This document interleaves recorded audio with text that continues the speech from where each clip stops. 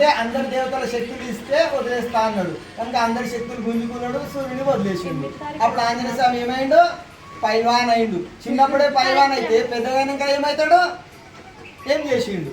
కనుక దేవుణ్ణి కబ్జా చేసిండు. పెద్దగైనాక ఏ దేవుని కబ్జా చేసిండు? సూర్య భగవాన్. అందరినీ చేసిండు. ఓం నమః శివాయ.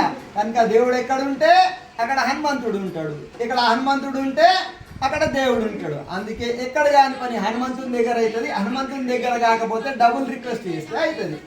దిస్ ఈస్ ఇలాంటి ఆంజనేయ స్వామి అవతారం ఎవరికి చాలా ఇష్టం? That is Shankara.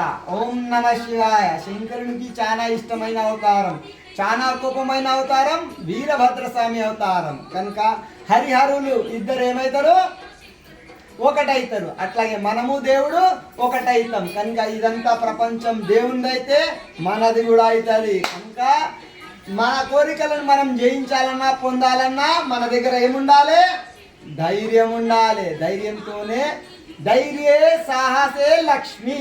లక్ష్మి అంటే నువ్వు కోరుకున్నది నువ్వు పొందుతావు అని అర్థం. ఓం నమ శివాయ. శుభం భూయాత్.